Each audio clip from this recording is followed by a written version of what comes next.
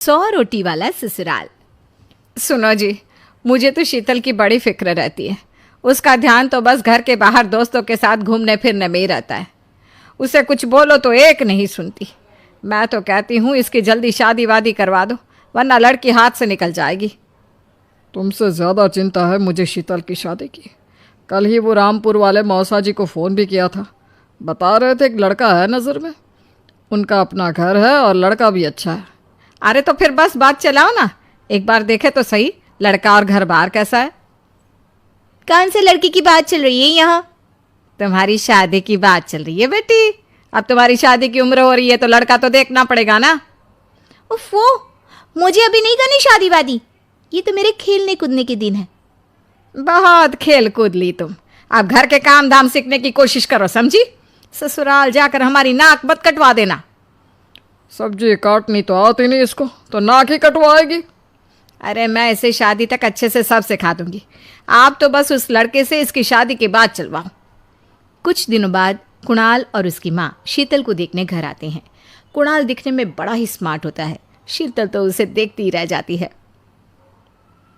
देखो जी, हमारी कोई डिमांड तो है नहीं, बस हम चाहते हैं कि लड़की घरेलू हो, घर के सारे कामकाज संभाल ले। अब आपके परिवार में तो बस 3 ही लोग हैं, पर हमारा तो खूब भरा पूरा परिवार है। बाकी हमें लड़की के घूमने फिरने दोस्तों से मिलने से कोई दिक्कत नहीं है। घर का काम करने के बाद जो चाहे सो करे।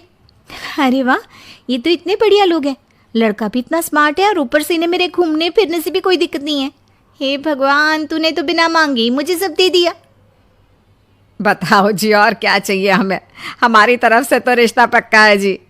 बस फिर तो हंसी खुशी शीतल और कुणाल की शादी हो जाती है। शीतल मन ही मन बड़ी खुश होती है और उसी खुशी के साथ वो अपने ससुराल में कदम रखती है। आओ बहू, तुम्हारा अपने ससुराल में स्वागत है। ये मिलो अपने परिवार से। ये तुम्हारे ससुर जी, तुम्हारी ननद सुनीता और गीता, सुनीता के पति राजेश और उनके 2 बच्चे राजू और चिंटू। ये ना हमारे साथ यहीं रहते हैं। ये तुम्हारी दादी सास हैं और बाकी लोग अभी बाहर गए हुए हैं। इतने सारे लोग, ये सब यहीं रहते हैं इस घर में? अरे अभी तो मेरे देवर देवरानी और उनके 3 बच्चे यहाँ नहीं है। उसके मायके में भी शादी थी ना, तो बस वहीं गई है। कल तक आ जाएंगे। हे भगवान, ये घर है या धर्मशाला? ये सब एक साथ इस घर में कैसे रहते हैं? मुझे तो पता ही नहीं था इनका इतना बड़ा परिवार है। अब समझी कि कोई डिमांड क्यों नहीं की इन्होंने। ये सब चाल चले मेरे साथ। अरे बहू, खड़े खड़े क्या सोच रही हो? चलो अपने कमरे में जाकर आराम करो। जी माँ जी। अगले दिन शीतल का ससुराल में पहला दिन होता है। शीतल रसोई में जाकर सबके लिए खीर बनाने लगती है। तभी उसकी ननद सुनीता आती है। अरे वाह भाभी, आज क्या बना रही हो? बस दीदी, आज वो पहली रसोई है ना, तो खीर बना रही थी। अरे भाभी, ये खीर वीर रहने दो। घर में 4 लोगों को शुगर है और कुछ लोग मीठा ही नहीं खाते।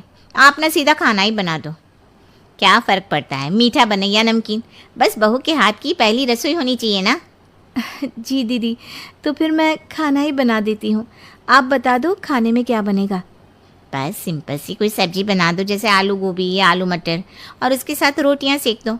हमारे परिवार में अब तुम्हें मिलाकर पूरे 20 लोग हो गए हैं। 15 बड़े और 5 बच्चे।